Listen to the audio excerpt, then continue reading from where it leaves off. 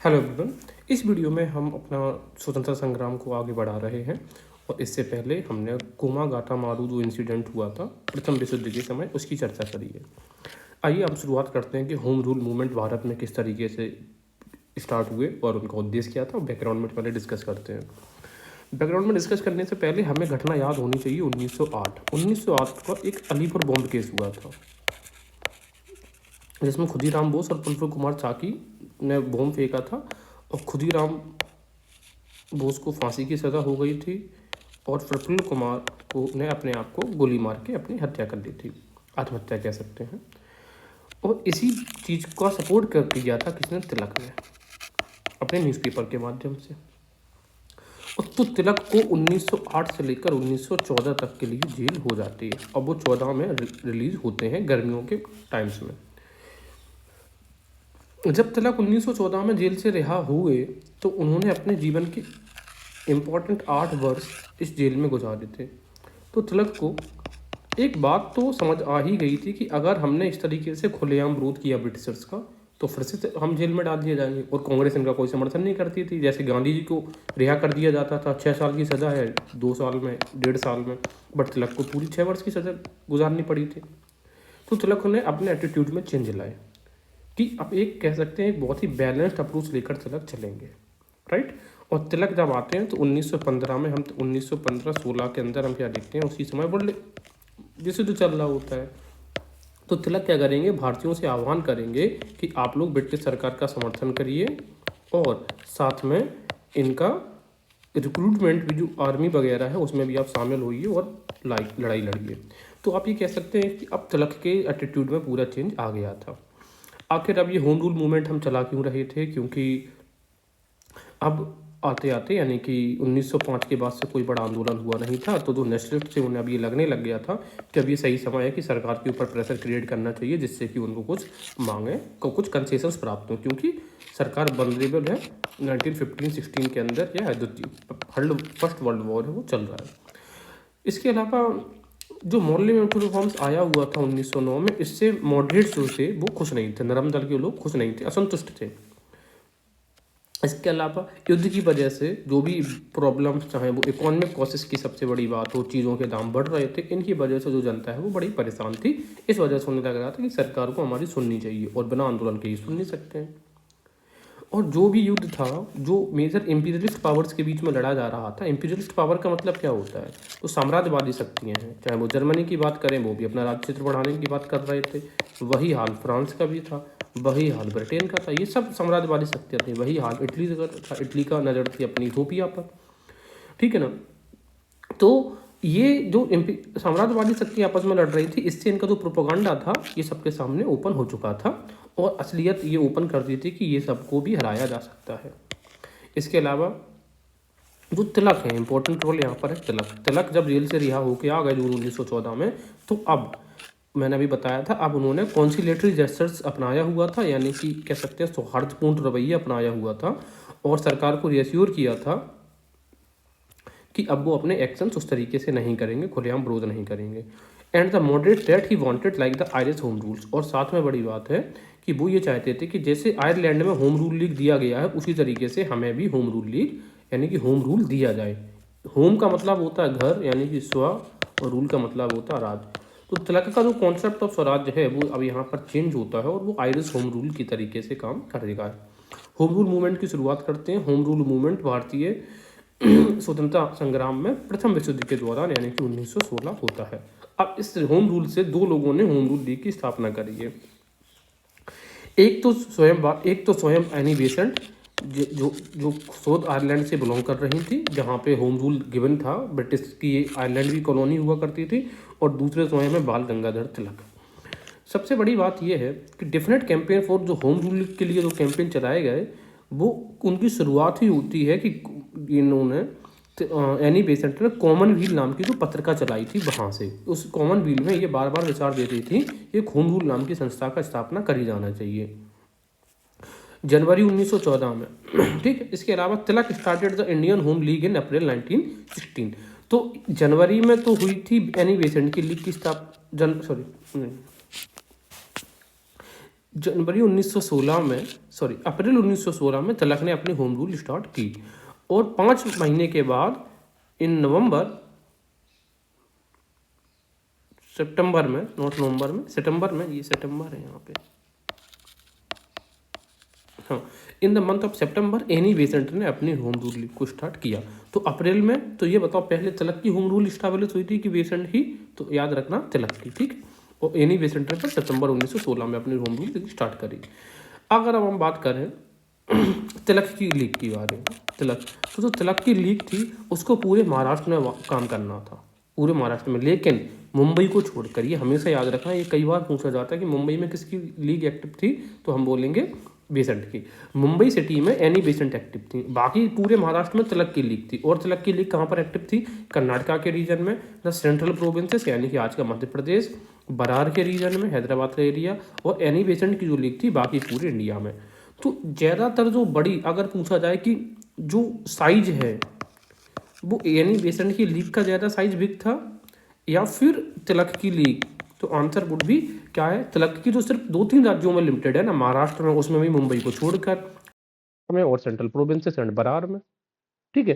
तो ये जो 4 इलाका है, Maharashtra, Karnataka, central provinces and Berar, ये याद रखिए, टिप्स पे होनी चाहिए आपके। बाकी जगह पर एनी बेसेंट, तो एनी बेसेंट की लीग जो थी ये ज़्यादा एक्सपांड थी। होम रूल जो मूवमेंट था, ये जो टर्म लिया गया है, ये होम रूल का सिमिलर लिया गया था आयरलैंड के मूवमेंट से, मैंने बताया था। और आयरलैंड में भी ये जो टर्म दिया था वो दिया था वहाँ के एक क्रांतिकारी थे रेडमंड ने। मेन ऑब्जेक्टिव जो था वो होम रूल लीग का ये था कि होम रूल भारतीयों को मिलना चाहिए ब्रिटिश साम्राज्य के अंतर ही, यानी कि ब्रिटिश साम्राज्य से आज़ादी की बात नहीं कर रहे हैं, मतलब सरकार तो ब्रिटिश साम्राज्य रहा है लेकिन भारतीयों का इसमें क्या प्रतिनिधित्व होना चाहिए। जैसे कि इसी तरीके का होम रूल ऑटोनोमस कॉलोनी जो थी ऑस्ट्रेलिया और न्यूजीलैंड को भी प्रदान किया गया था। अब ये जो लीग है, जीएच घड़पड़े, बीएस मुंजे और आरपी खन्नाडीकर, ये जो सब लोग हैं, ये इस लीग के हिस्सा हुआ करते थे, ठीक है। अब ये किस लीग के हिस्सा हुआ करते थे, आप मुझे एक चीज बताइए। ये हुआ करते थे, ये बीएस मुंजे वगैरह महाराष्ट्र की लीग के, ये जो महाराष्ट्र, सॉरी, तिलक की जो लीग थी उसके ये पार्ट थे, ठीक है। मेंबर्स जीएच खापड़े, बीएस मुंजे और आरपी कनाडिकर। ये बीएस मुंजे ही है जिन्होंने गांधी जी को कहा था क्षणिक धूल उड़ाते, अम्बेडकर को कह दिया था क्षणिक धूल उड़ाते हुए, ठीक है।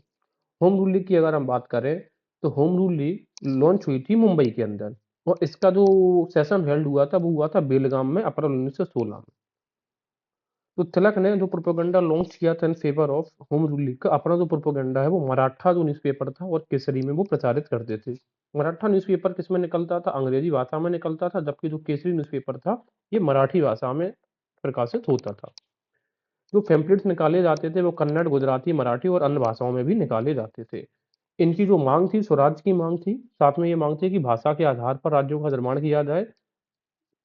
इसके अलावा होम रूल लीग के समय जो बाल गंगाधर तिलक थे, इन्हीं को इस समय उपाधि दी गई थी लोकमान्य की। तो पूछा जाता है कि लोकमान्य तिलक, जैसे हम कहते हैं ना लोकमान्य तिलक, तो ये जो लोकमान्य है, लोक मतलब होता है जन, और मान्य मतलब जन के, जनता के द्वारा जिसको मान्यता दी गई हो, तो उसकी उपाधि होम रूल लीग की टाइम पे ही मिली है। अगर हम बात करें, जैसे कि अभी हमने यहाँ पे बात करी कि तिलक की लीग में मेंबर्स कौन कौन है, जीएस खापड़े हैं, बीएस मुंजे और आरपी कनाइडिकर है। उसी तरीके से अगर तिलक की हम प्रेसिडेंट की बात करें तो तिलक की लीग के पहले प्रेसिडेंट है जोसेफ बैप्टिस्टा, और फिर कौन है, एनसी केलकर, जो कि पहले सेक्रेटरी केलकर है, ठीक है। तो प्रेसिडेंट जोसेफ पी आ रहा है, इसमें भी बैप्टिस्टा आ रहा है, और केलकर कौन है, सेक्रेटरी। चलिए,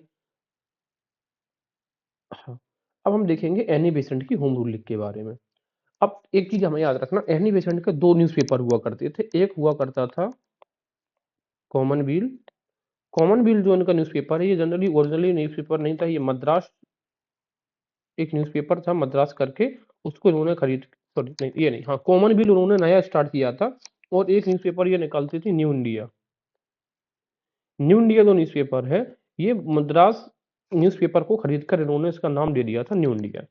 लॉर्ड्स सॉन्ग्स, यानी कि गीता का जो ट्रांसलेशन है लॉर्ड्स सॉन्ग्स के नाम से ये किया है बेसेंट ने। इसके बारे में इन्फॉर्मेशन दे दी है मैंने आपको। अब हम बात करेंगे एनी बेसेंट की होम रूल की।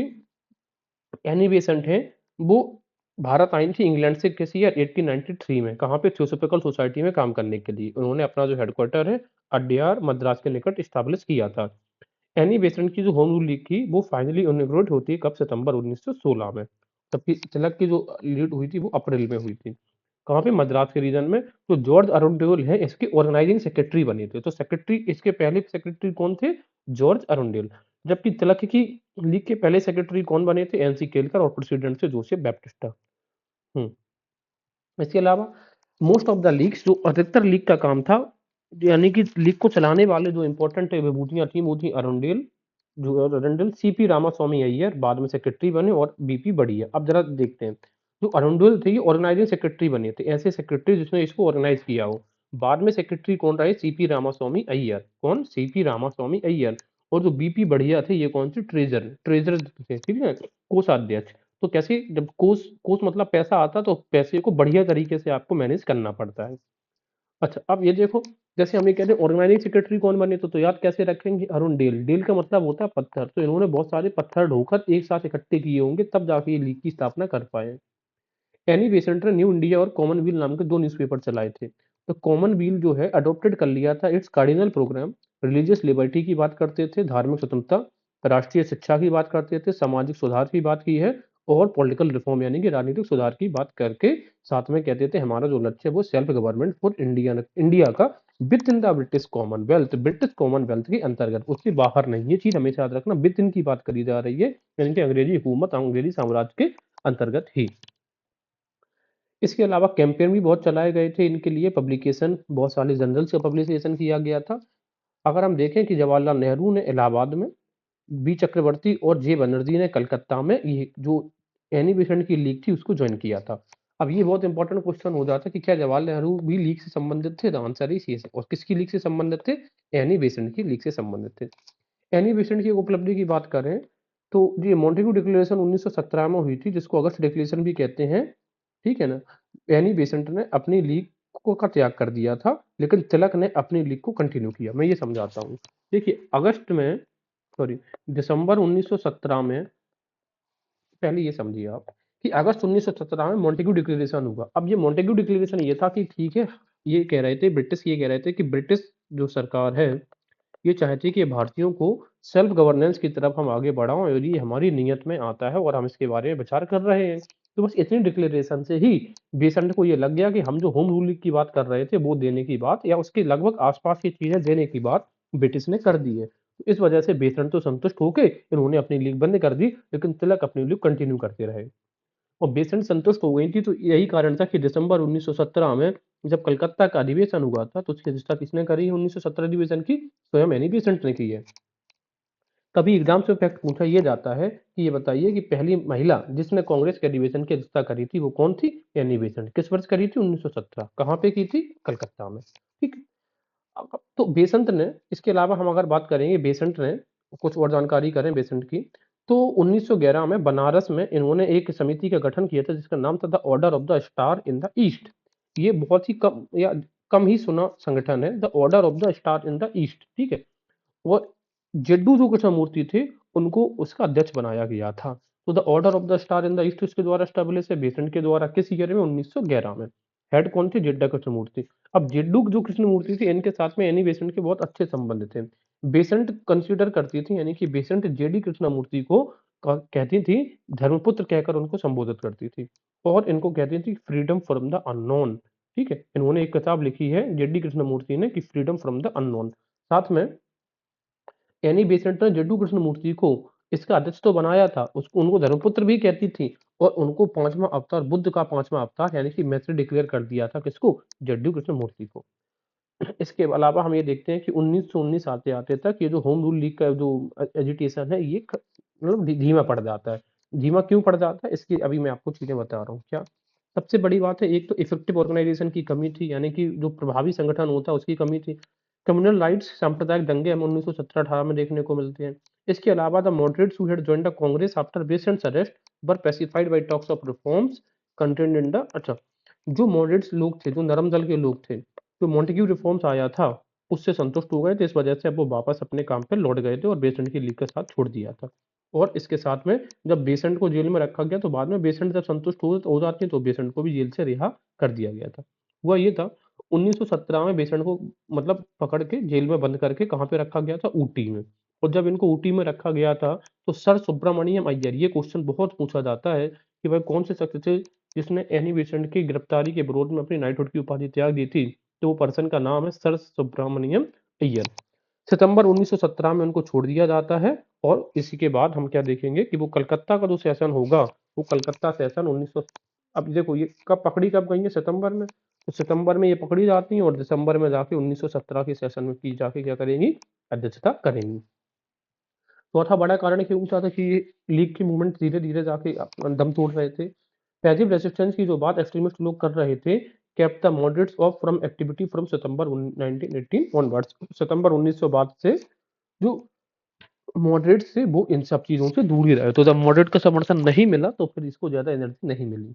मॉन्टेग्यू जो चेम्सफोर्ड रिफॉर्म्स है, जिसको कि जुलाई 1918 में ये बोला गया कि ये इंट्रोड्यूस किए जाएंगे, इससे नेशनलिस्ट जो थे और ज्यादा क्या हो गए थे, डिवाइड हो गए थे।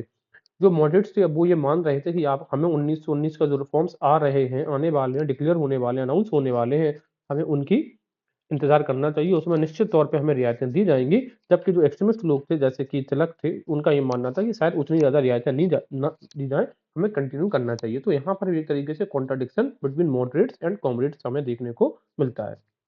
इसके अलावा बात ये भी है कि जैसे एनी बेसेंट को जेल में रख दिया गया था 1917 में, उसी तरीके से जो तिलक थे उनको 19 सितंबर 1918 में विदेश जाना पड़ गया था, इंग्लैंड। क्यों? In connection with a case, एक केस के सिलसिले में। अब ऐसा क्यों है? क्योंकि हमें ये पता होना चाहिए कि एन एन को, तिलक को, एक नाम है Valentine's rule. Valentine's rule, Valentine's rule ने इनको कहा था father of unrest, father of unrest, असंतुष्टि का जनक, असंतोष का जनक इन इंडिया। भारत में असंतोष का जनक उन्होंने कहा था किसको? तिलक को। किसने? वैलेंटाइन्स रूल ने। तो इन्हीं के ऊपर मुकदमा करने के लिए सितंबर 1918 में ये कहाँ चलेगा? इंग्लैंड चलेगा।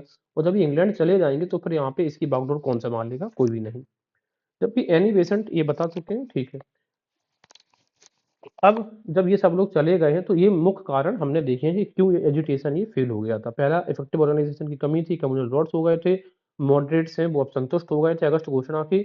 और इसके अलावा मॉडरेट्स इंतजार भी कर रहे थे 1919 के रिफॉर्म्स के अलावा। जो पैसिव रेजिस्टेंस की बात है, ठीक है ना, उसकी वजह से जो मॉडरेट्स हैं इससे उन्होंने अपनी दूरी बना ली थी और तिलक को बाहर जाना पड़ गया था। और एनी बेसेंट 1917 यानी कि जो मॉन्टेग्यू चेम्सफोर्ड रिफॉर्म से, सॉरी, जो अगस्त प्रस्ताव था, अगस्त घोषणा थी, नोट प्रस्ताव, उससे संतुष्ट हो गई थी। इस मूवमेंट ने प्राप्त क्या किया? सबसे बड़ी बात है, अब तक जो मूवमेंट चलते थे एजुकेटेड एलीट क्लास तक सीमित थे, अब वो मासेस यानी कि जनमानस तक पहुंच गए थे। इस सबसे पहली बात तो यही थी। इसके अलावा it created an organisation link between the town and the country, यानी कि एक देश और जो शहर थे, मतलब जो ग्रामीण इलाके थे, उनके बीच में और शहरों के बीच में एक संगठनात्मक जो लिंक थी उसका निर्माण हो चुका था इनकी मदद से। और जो कि अगले आने वाले सालों में बहुत ज़्यादा इम्पोर्टेंट होने वाले हैं। तो जब गांधी आएँगे तो गांधी को ये कहा जाता है कि गांधी को पब्लिक का बना-बना ग्राउंड दिया गया था, यही होम रूल लीग मूवमेंट की बदौलत। होम रूल लीग मूवमेंट में जैसे तिलक जैसे नेता थे जो जनता से जुड़ चुके थे, जनता को काफ़ी हद तक उन्होंने एजुकेट भी किया था उनके मैटर्स को लेकर। तो गांधी जी जब आते हैं तो गांधी जी को जनता को कन्विंस करने में उतनी प्रॉब्लम नहीं हुई। तो overall we can say that Gandhi found a prepared stage when Gandhi arrived in Indian national movement, the background has been prepared by तिलक। इसके अलावा तीसरा कारण ये है कि बहुत ही ज़्यादा जुझारू राष्ट्रीय लोगों का निर्माण इस आंदोलन ने किया। It prepared the masses for the politics of Gandhian style, ये डिस्कस किया है। अगस्त 1917 का जो डिक्लेरेशन हुआ था वो बाद में क्या बनता है? आधार बनता है मॉन्टेग्यू और मैनफोर्ड रिफॉर्म्स का, जो कि होम रूल एजुकेशन से प्रभावित थे। कौन? 1919 का एक्ट जो आया था जिसको हम मॉन्टेग्यू एंड मैनफोर्ड रिफॉर्म्स भी बोलते हैं। तिलक और बेसेंट के जो एफर्ट थे, इसकी वजह से सबसे बड़ी बात ये हुई कि मॉडरेट और जो एक्सट्रीमिस्ट था इनका क्या होगा? दोबारा से समागम हो जाएगा। समागम का मतलब है जो 1907 में सूरत का विभाजन हुआ था, अब ये लोग दोबारा मिलेंगे 1916 में। कहाँ पे? लखनऊ के अंदर। All India home rule league changed his name to Swaraj Sabha in 1920। तो all India home rule league जो था इसने अपना नाम बदल दिया था, क्या? स्वराज सभा। और किस वर्ष में? 1920 में। अब यहाँ तक तो हमने देख लिया कि होम रूल लीग ने किस तरीके से एक्सट्रीमिस्ट और जो मॉडरेट थे इनके मिलन का, इनके समागम का एक रास्ता ओपन कर दिया था। और इसमें अहम भूमिका निभाने वाले थे तिलक और Besant. Home rule league movement का एक फायदा ये भी हुआ है, इसने ना कि सिर्फ एक्सट्रीमिस्ट और मॉडरेट को जोड़ा, इसने यहाँ पर आईएनसी, इंडियन नेशनल कांग्रेस और मुस्लिम लीग को जोड़ने का काम किया। तो मैं ये आपको बता रहा हूँ कि लखनऊ पैक्ट 1916 में हुआ, जिसको हिस्टोरिकल पैक्ट कहा जाता है between INC and Muslim league. INC मतलब इंडियन नेशनल कांग्रेस। इसके अलावा ये था, जो एक्सट्रीमिस्ट थे, जो 1907 में सूरत विभाजन से अलग हो गए थे, उनको वापस कांग्रेस में शामिल कर लिया जाता है। यूनियन ये संभव क्यों हो पाया, मैंने अभी बताया क्यों। अच्छा, ये तिलक और इनकी यानी बेसेंट का योगदान तो है ही है। सबसे बड़ी बात ये भी है कि गोपाल कृष्ण गोखले, जो कि पुरजोर विरोध कर रहे थे, दो लोग थे जो कि ये इस बात का बहुत विरोध कर रहे थे कि गर्म दल के लोगों को वापस नहीं लेना है। उनमें से थे गोपाल कृष्ण गोखले और दूसरे थे फिरोज शाह मेहता। इन दोनों की ही मृत्यु 1915 में हो गई थी। तो इसी वजह से ये संभव भी हो पाया कि गर्म दल के लोग दोबारा से इसमें आ पाए। अब मैं आपको दो चीजें बताती हूँ। लखनऊ पैक्ट जो हुआ था, इसमें दो लोग मिले हैं। एक तो मिले हैं आईएनसी और मुस्लिम लीग, और दूसरे मिले हैं गरम दल के लोग और नरम दल के लोग। ठीक है। तो ये जो आईएनसी और मुस्लिम लीग जो मिले हैं, इनका जो मिलान संभव हो पाया है, इसमें बड़ी जो इंपॉर्टेंट रोल निभाया है इसमें तिलक ने। ठीक है। और इनकी तरफ से थे मुस्लिम लीग की तरफ से जिन्ना। तो तिलक और जिन्ना की देन थी मुस्लिम लीग और आईएनसी मिली। लेकिन गरम दल और नरम दल को मिलाने में अहम भूमिका निभाई है किसने? एनी बेसेंट ने। तो एग्जाम में बहुत टेक्निकली चीजें पूछ लेते हैं कि 1916 के उसमें आईएनसी मुस्लिम लीग को मिलाने का काम किसने किया था? तिलक और जिन्ना ने। और गरम दल और नरम दल को मिलाने का काम किया था एनी बेसेंट ने। इतनी चीजें हमें याद रखनी चाहिए। इसके अलावा अब ये तो है, जैसे 1916 लखनऊ के पैक्ट में ये सब लोग मिलेंगे, फिर हमें ये देखेंगे कि मुस्लिम मुस्लिम लीग यहाँ पे तो मिल गई है, लेकिन बेलगाम जो सेशन होगा 1924 का, जिसमें महात्मा गांधी ने अध्यक्षता करी है, दोबारा से मुस्लिम लीग अलग हो जाएगी। और ये गरम दल और नरम दल दोबारा से इनके टूटने की जो कंडीशन आएगी वो आएगी 1923 में। ये स्वराज्यों की स्वराज्य जो पार्टी थी ना, उसका अलग से निर्माण होता है। और वो कह रहे थे कि अगर आपने हमें ये स्वतंत्रता नहीं दी कि हम इलेक्शन लड़ सकते हैं, तो फिर हम अपने आप को कांग्रेस से स्वतंत्र घोषित कर देंगे। तो फिर एक गांधी दास समझौता होता है और इनको वो अलाउ कर दिया जाता है कि ठीक है, आप कांग्रेस के अंदर रहकर ही इलेक्शन लड़ सकते हैं। तो दूसरा जो इनका विभाजन था कांग्रेस का, इस तरीके से 1923 में बच पाया। चलिए, तो ये चीजें तो हमने डिस्कस कर ली हैं। हाँ, सबसे बड़ी बात ये है कि आखिर मुस्लिम लीग मानी किन शर्तों पर थी। तो मुस्लिम लीग की जो शर्त थी, वो मैं यहाँ पे लिख रहा हूँ, डिमांड ऑफ सेपरेट इलेक्टोरेट। ये जो 1909 में इनकी जो डिमांड रखी गई थी, 1909 में क्या हुआ था कि मुस्लिम लीग को सेपरेट इलेक्टोरेट यानी कि पृथक निर्वाचन की आज़ादी दी गई थी। पृथक निर्वाचन का एक विशेष कह सकते हैं प्रिविलेज दिया गया। तो मुस्लिम लीग की जो डिमांड थी आईएनसी से मिलने की, कि मानेंगे हम तभी जब आप हमारी इस पृथक निर्वाचन प्रणाली को स्वीकार कर लो। और मुस्लिम लीग, इंडियन नेशनल कांग्रेस ने इसको स्वीकार भी कर लिया था। ठीक है। तो ये कह सकते हैं विभाजन का सीधा सीधा सा बात है, ये कांग्रेस की ये बड़ी गलती थी। मुस्लिम लीग को यहाँ से और एनर्जी मिली उनको, उनकी जो इंटेंशंस थे वो बहुत ज्यादा बूस्ट हो गए, और अब वो टू नेशन थ्योरी की ओर और ज्यादा अग्रसर करेंगे। हालांकि जब हम बाद में देखेंगे, जब नेहरू रिपोर्ट आएगा, नेहरू रिपोर्ट जब आएगी, उसमें ये सेपरेट इलेक्टोरेट को ये मतलब डिसएग्री कर देंगे और कहेंगे कि उसकी जगह पर हम रिजर्वेशन प्रोवाइड करवा सकते हैं मुस्लिम्स को। लेकिन हाल फिलहाल के लिए तो 1916 में जो उन्होंने गलती करी लखनऊ पैक्ट में, ये कांग्रेस की बड़ी गलती साबित होती है। ठीक है। तो मुस्लिम सेपरेट इलेक्टोरेट थे। तो आप ये कह सकते हैं कि जो 1916 में जो समझौता हुआ था, इसी में टू नेशन थ्योरी का बीज वास्तव में बो दिया गया, या फिर बीज बो दिया गया। और इसमें ना सिर्फ बीज बोया गया, बल्कि कांग्रेस ने इसको पानी भी दिया, इस पेड़ को, जो कि बाद में बड़ा होगा 1947 में। मई 1917 में एक मेसोपोटामिया रिपोर्ट आती है। मेसोपोटामिया रिपोर्ट में उस समय के जो इंडियन सेक्रेटरी थे, नाम था चेम्बरलेन, उनको इस चीज के लिए रिस्पॉन्सिबल माना गया कि इंडियन आर्मी की जो इराक में एक हार हुई थी, उसके लिए उनको रिस्पॉन्सिबल माना गया उस मेसोपोटामिया रिपोर्ट में। इसकी इसी के साथ में चेम्बरलेन को रिजाइन करना पड़ा, और जो मॉन्टेग्यू थे वो भारत के न्यू सेक्रेटरी बन जाते हैं। इसके अलावा यही होता है, मॉन्टेग्यू डिक्लेरेशन 1917 में वो डिक्लेयर करते हैं। क्या डिक्लेयर करते हैं, एक बार जरा इसकी लैंग्वेज जरा पढ़ के सुनते हैं कि the Montagu declaration is titled, क्या था, the government policy is of increasing association of Indians in every branch of administration. इस सरकार की ये नीति है कि प्रशासन के हर एक क्षेत्र में, हर एक ब्रांच में भारतीयों की संख्या में वृद्धि की जाए। And the gradual development of self government institutions with the view to the progressive realisation of responsible government in India as an integral part of the British empire. और कह रहे हैं कि ग्रेजुअल डेवलपमेंट, और कह रहे हैं कि धीरे धीरे ये चीज का भी विकास होगा कि सेल्फ गवर्निंग इंस्टीट्यूशन है वो भारत में उनका विकास हो, और साथ में रिस्पॉन्सिबल गवर्नमेंट भी भारत में स्टैब्लिश करी जाए। लेकिन integral part of the British empire के अंदर एक अभिन्न अंग रहकर ही ये सब करेंगे हम। ठीक है, तो दो चीजें कह रहे हैं कि भारतीयों का प्रशासन में भागीदारी हम बढ़ाएंगे और भारत में जो रिस्पॉन्सिबल गवर्नमेंट है उसकी भी हम बात कर रहेंगे। तो यही है मॉन्टेग्यू डिक्लेरेशन 1917। अब इसका जरा क्रिटिसिज्म देखते हैं। इसमें जो कीवर्ड है रिस्पॉन्सिबल गवर्नमेंट, इसका मतलब क्या था कि जो लोग उनके ऊपर शासन कर रहे हैं यानी कि रूलर्स, ये जनता के प्रति क्या होंगे, जिम्मेदार होंगे। क्या होंगे, ये जवाबदेह होंगे, अकाउंटेबल होंगे, ये जवाबदेह होने पड़ेगा। तो ये था रिस्पॉन्सिबल गवर्नमेंट का मतलब नवंबर 1917 में।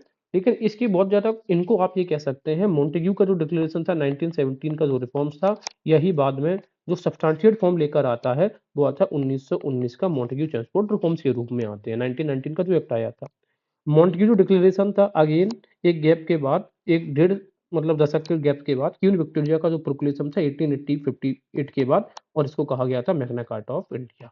ठीक है, अब भारत ने इसके ऊपर रिएक्शन कैसे दिया, जो तिलक थे, तिलक ने इसको क्रिटिसाइज करके कहा ये जो सुधार है ये अनवर्ती है एंड डिसअपॉइंटिंग है, इनको कहा था आ सनलेस डाउन। ठीक है ना, यानी कि डाउन का मतलब क्या होता है, जब सूरज ये मतलब डूब रहा होता है उसको बोलते हैं डाउन। तो सूर्य नहीं है लेकिन डूब चुका है, और इस रिफॉर्म्स को क्या बोला, अनवर्ती। तो unworthy and disappointing a sunless dawn. Annie Besant ने कहा था unworthy of England to and India to accept.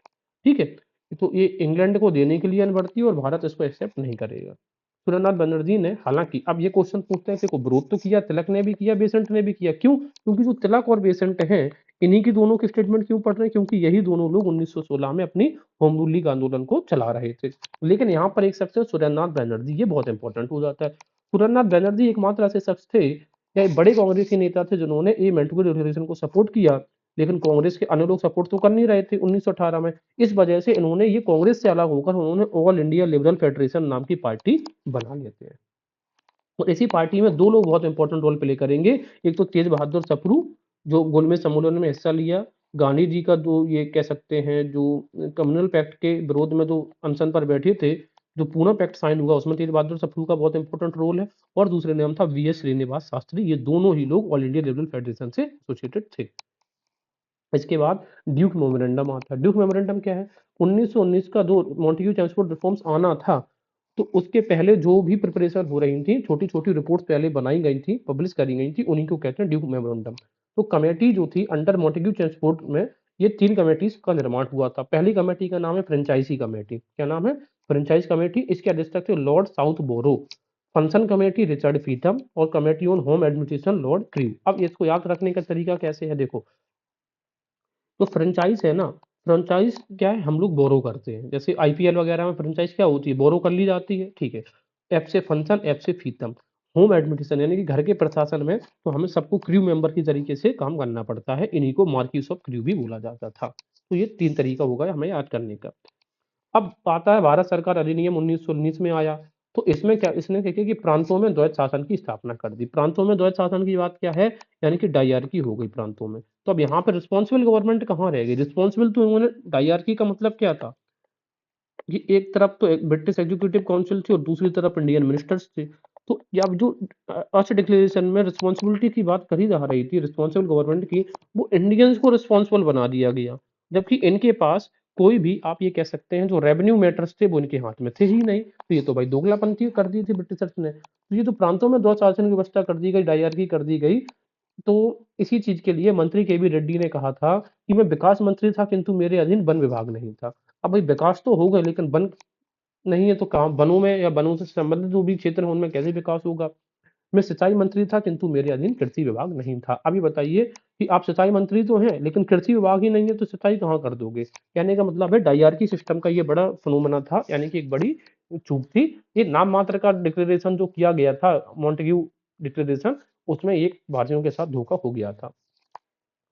इन सी चीजों से विरोध करते हुए कांग्रेस के अंदर ही शक्तिशाली प्रभाव ग्रुप, जिसको हम प्रेशर ग्रुप बोलते हैं, के रूप में कार्य करने के लिए मदन मोहन मालवीय और एम एस अणे, ये दोनों लोग हिंदुओं के हितों की संरक्षण कर रहे थे। इन्होंने कांग्रेस नेशनलिस्ट पार्टी बनाई, सीएनपी, कांग्रेस नेशनलिस्ट पार्टी। क्यों, क्योंकि जो 1900 ये 19 का जो रिफॉर्म्स आया था इससे नाखुश थे। ठीक है, तो प्रेशर ग्रुप कौन कौन कहे जाते हैं, मदन मोहन मालवीय कहे जाते हैं और एम एस अणे। तो अच्छा, कांग्रेस का नेशनलिस्ट तो मदन मोहन जो मालवीय नेशनलिस्ट थे और एम एस अणे भी कैसे थे, नेशनलिस्ट थे। तो कांग्रेस नेशनलिस्ट पार्टी मदन मोहन मालवीय और एम एस अणे के द्वारा बनाई जाती है। सुभाष चंद्र बोस ने 1919 के इस अधिनियम को भारतीयों के लिए बेड़ियों का नया जाल कहा था। क्या कहा था? कथन क्या है? ये भारतीयों के लिए बेड़ियों का नया जाल है, जिस तरीके से ये द्वैत शासन प्रांतों में लागू की गई है। फिर 1935 के बाद में एक्ट आएगा, ये प्रांतों में द्वैत शासन खत्म करके ये केंद्र में द्वैत शासन की जो व्यवस्था है वो कर दी जाएगी। अब भारत सरकार अधिनियम 1919 को अगर आपको पढ़ना है, इसके लिए सेपरेट मैंने वीडियो लिस्ट बना के रखी हुई है, आप उसमें जाके वहां पे आप देख सकते हैं। Thank you.